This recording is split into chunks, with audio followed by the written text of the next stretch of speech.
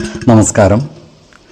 വേദാംഗ ജ്യോതിഷത്തിലെ അമൂല്യമായ അറിവുകളും ആധ്യാത്മിക ജ്ഞാന ഉപദേശങ്ങളും പകർന്നു തരുന്ന പ്രശാന്തം ആസ്ട്രോ ചാനലിലേക്ക് ഏവർക്കും സ്വാഗതം. ഈ ചാനൽ ഇതുവരെയും സബ്സ്ക്രൈബ് ചെയ്യാത്തവർ ഇപ്പോൾ തന്നെ സബ്സ്ക്രൈബ് ചെയ്യുക. നോട്ടിഫിക്കേഷൻ ലഭിക്കുന്നതിനായി ബെൽ ബട്ടൺ അമർത്തുമല്ലോ. ഒപ്പം ചാനൽ ലൈക്ക് ചെയ്യുക, ഷെയർ ചെയ്യുക, കമൻറ്റ് ചെയ്യുക.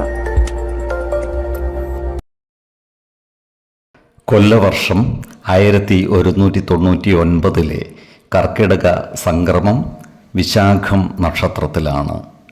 കർക്കിടകം 1-ാം തീയതിയിലെ ഗ്രഹനില അനുസരിച്ച് എടവം രാശിയിൽ സർവേശ്വരകാരകനായ വ്യാഴവും കുജനും, മിഥുനത്തിൽ ആദിത്യനും, കർക്കിടകം രാശിയിൽ ബുധനും ശുക്രനും, കന്നിയിൽ കേതുവും, തുലാം രാശിയിൽ ചന്ദ്രനും ഗുളികനും, കുംഭത്തിൽ ശനിയും, മീനം രാശിയിൽ രാഹുവും സ്ഥിതി ചെയ്യുന്നു.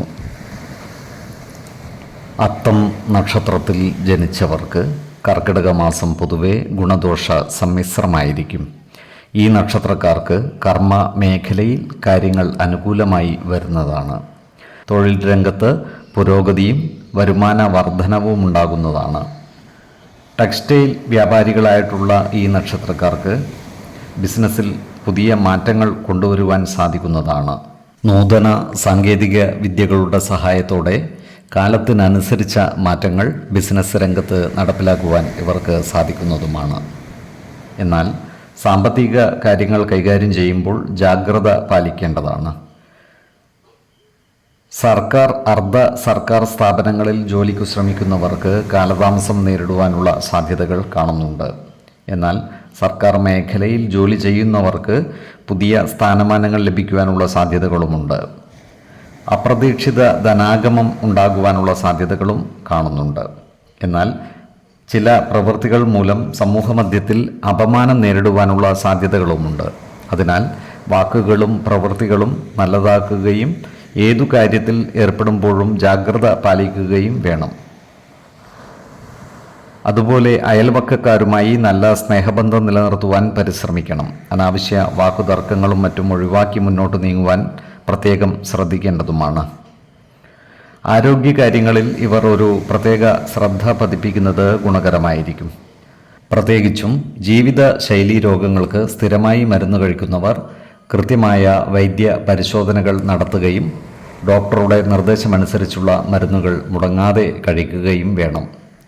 ശരീര സംരക്ഷണത്തിന് ആവശ്യമായ പോഷക സമൃദ്ധമായ ആഹാരം കഴിക്കുകയും ശരിയായ വ്യായാമവും വിശ്രമവും നൽകി ശരീരത്തെ പരിരക്ഷിക്കേണ്ടതുമാണ്. മാസത്തിൻ്റെ 2-ാം പകുതിയിൽ ആരോഗ്യ പുരോഗതിയും അതിനനുസരിച്ച് മാനസിക സുഖവും വർദ്ധിക്കുന്നതാണ്. ഇച്ഛാശക്തി കൊണ്ട് പ്രതിസന്ധികളെ അതിജീവിക്കുവാൻ ഇവർക്ക് സാധിക്കുന്നതുമാണ്. 4, 14, 24 തീയതികൾ അനുകൂലമാണ്. ചിത്തിര നക്ഷത്രത്തിൽ ജനിച്ചവർക്ക് കർക്കിടക മാസം പൊതുവെ ഗുണദോഷ സമ്മിശ്രമായിരിക്കും. ഈ നക്ഷത്രക്കാർക്ക് കർമ്മ മേഖലയിൽ കാര്യങ്ങൾ അനുകൂലമാണ്. ഇവർക്ക് വരുമാന വർധനവ് ഉണ്ടാകുന്നതുമാണ്. അതുപോലെ വിദേശത്ത് ജോലി ചെയ്യുന്നവർക്ക് നാട്ടിലേക്ക് വരുവാൻ അവസരം ലഭിക്കുന്നതുമാണ്. ജോലിസ്ഥലത്ത് മേലുദ്യോഗസ്ഥരുമായി അഭിപ്രായ ഭിന്നതകൾ വന്നുചേരുവാനുള്ള സാധ്യതകൾ കാണുന്നുണ്ട്. അതിനാൽ സഹപ്രവർത്തകരുമായും മേലുദ്യോഗസ്ഥരുമായും നല്ല സ്നേഹ സൗഹൃദ ബന്ധങ്ങൾ നിലനിർത്തുവാൻ പരമാവധി പരിശ്രമിക്കേണ്ടതാണ്. സ്ത്രീജനങ്ങളുമായി ചേർന്ന് പ്രവർത്തിക്കുമ്പോൾ പേരുദോഷം വന്നുചേരാതെ സൂക്ഷിക്കേണ്ടതാണ്. ഈ നക്ഷത്രക്കാർ ആരോഗ്യകാര്യങ്ങളിൽ ഒരു പ്രത്യേക ശ്രദ്ധ പുലർത്തുന്നത് ഗുണകരമായിരിക്കും.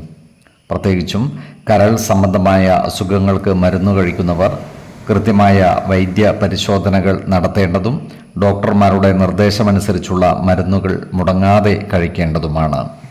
അതുപോലെ ഇവർക്ക് ഭക്ഷ്യ വിഷബാധ ഏൽക്കുവാനുള്ള സാധ്യതകളും കാണുന്നുണ്ട്. അതിനാൽ പുറത്തുനിന്നും ആഹാരം കഴിക്കുമ്പോൾ ജാഗ്രത പുലർത്തുന്നത് ഗുണകരമായിരിക്കും. പ്രത്യേകിച്ചും മാംസ ആഹാരങ്ങളും എണ്ണ പലഹാരങ്ങളും കഴിക്കുന്നത് നിയന്ത്രിക്കുന്നത് നല്ലതായിരിക്കും.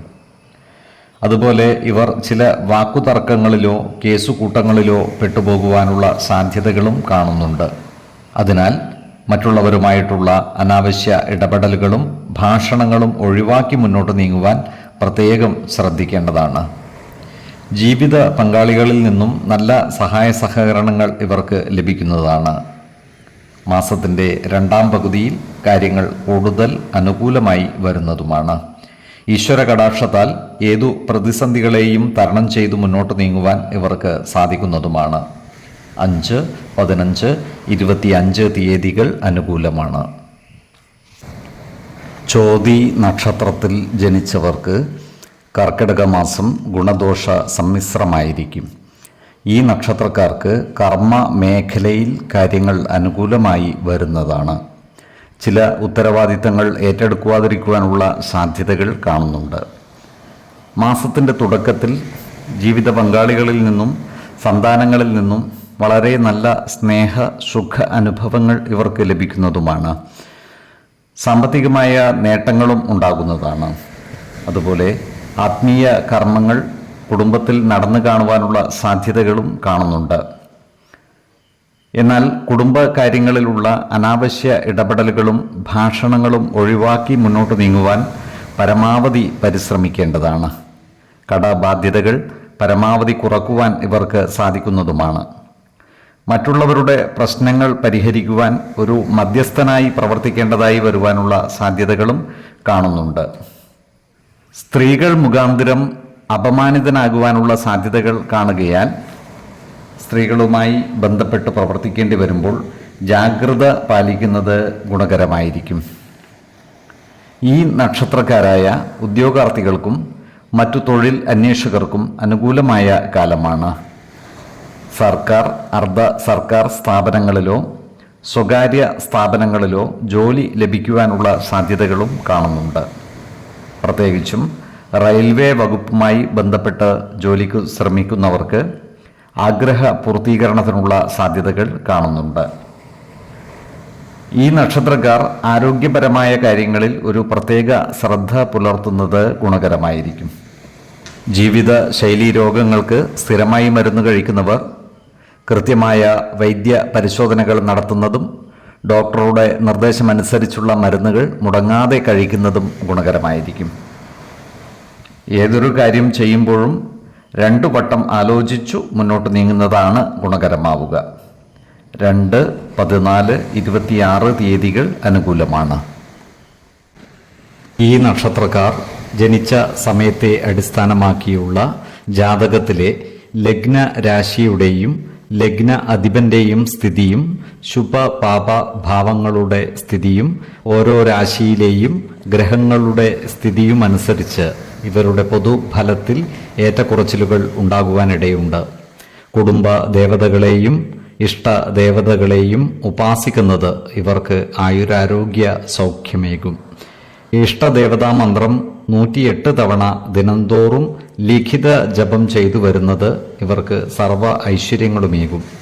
നല്ല വ്യക്തി സാധനകളോടെയും ഉപാസനകളോടെയും മുന്നേറിയാൽ സർവേശ്വരാനുഗ്രഹത്താൽ ഇവരുടെ സർവകാര്യങ്ങളും മംഗളകരമാകും.